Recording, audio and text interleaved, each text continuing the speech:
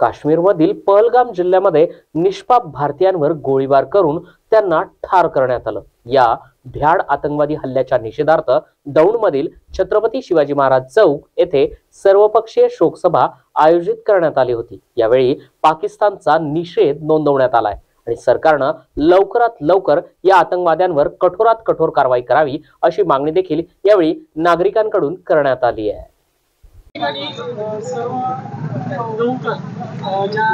काश्मीरमध्ये बॅड आणणार आतंकवादी होतो तर त्या निषेधार्थ आपण या ठिकाणी शोकसभा घेतली। तर आपण काय सांगाल कशा प्रकारची आता कारवाई सरकारने केली पाहिजे? 22 तारखेला जो काश्मीरच्या पहलगाममध्ये हल्ला झालेला आहे, निष्पाप पर्यटकांवर जो हल्ला झालेला आहे त्याचा निषेध करण्यासाठी आज दौंड शहरामध्ये एक शोकसभा आयोजित करण्यात आली होती। या शोकसभेचे आयोजक श्री सचिन कुंते, त्यांचे सर्व सहकारी, शिवस्मारक समिती या सर्व जणांनी दौंड शहरातील सर्व जाती धर्माचे लोक एकत्र आणण्याचं काम केलं।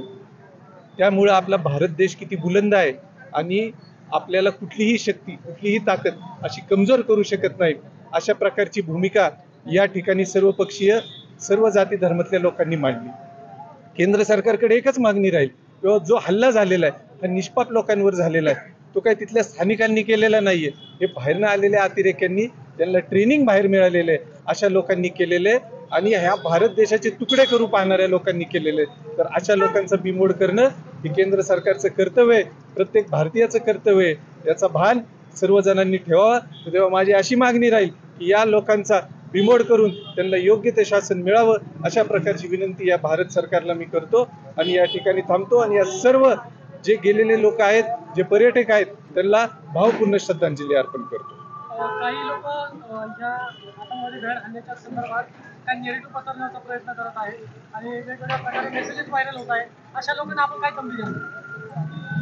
आता माझ्या आधी काही लोकांनी या ठिकाणी व्यक्त केलं किंवा काही लोक यामध्ये व्यावसायिकरित्या आपली पोळी बाजू पाहत आहेत, तर असे काही लोक असतात, प्रत्येक जाती धर्मात असे लोक असतात, किंवा अशा घटना जर घडल्या तर एखाद्या समाजात, एखाद्या धर्मात, एखाद्या जातीत वेगवेगळ्या प्रकारच्या भावना पसरवायच्या आणि हे तेढ अजून कसं वाढेल अशा प्रकारे लोक वाट पाहत असतात। तर अशा लोकांना शोधून काढणं हे सरकारचं काम आहे आणि प्रत्येक भारतीयाचं सुद्धा काम आहे। तर हे काम नक्कीच करतील आणि अशा प्रकारची भूमिका हे प्रत्येक भारतीय घेईल, हे मला या ठिकाणी आवर्जून सांगावंसं वाटतं। तो जम्मू काश्मीरमध्ये दहशतवादी हल्ला झाला आहे, तर त्याबद्दल आपण काय सांगा? काल आपण ज्या वृत्तवाहिन्यावर आपण पाहिलं आणि निश्चितपणाने प्रत्येक भारतीयाला वाईट वाटेल अशी घटना या देशामध्ये घडली। काश्मीर हे भारताचं नंदनवन मानलं जातं आणि त्याच नंदनवनामध्ये अशी घटना घडते आणि जे पर्यटक आहेत त्यांच्यावर हल्ला होतो आणि निष्पाप लोकांवर हल्ला झाला। त्यामध्ये त्यांच्या मातेसमोर, बहिणीसमोर, पत्नीसमोर, त्यांचा मुलगा असेल, त्यांचा पती असेल, भाऊ असेल, त्यांच्या डोळ्यासमोर मारलं जातं आणि त्या बिचारा मावल्या माता माऊली काहीच करू शकत नाही। ह्याच्यासारखं दुर्दैवच नाही, कारण जगाच्या पाठीवर असं कुठलाच माणूस नाही की आपल्या समोर आपला घरातला माणूस जातोय आणि आपण त्याच्यासाठी काहीच करू शकत नाही, अशी परिस्थिती आपल्या या भारतीयांवर आली। केवळ पाकिस्तानने या घटनेला जे खतपाणी घातले, या खतपाणी घालणाऱ्या पाकिस्तानला निश्चितपणाने आपला भारत देश सडततोड उत्तर देईल।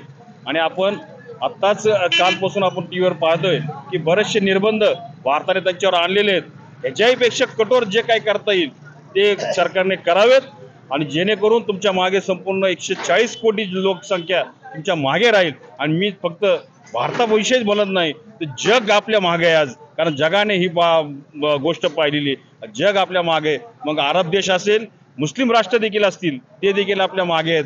असंच नाही की फक्त हिंदुस्थान आपण त्यांच्या मागे आहोत, संपूर्ण मुस्लिम राष्ट्र देखील आपल्या मागे आहेत, आपल्या बरोबर आहेत, आपल्या खांद्याला खांदा लावून या आतंकवादी याच्या बिमोड करण्यासाठी आपल्या बरोबर आहेत। मी त्यांचं देखील मनपूर्वक आभार व्यक्त करतो आणि आज आम्ही या शिवस्मारक समिती, शिवजयंती उत्सव समितीच्या वतीने तमाम दौंडकरांना आवाहन केलं होतं की आपण या शोकसभेसाठी उपस्थित व्हावे।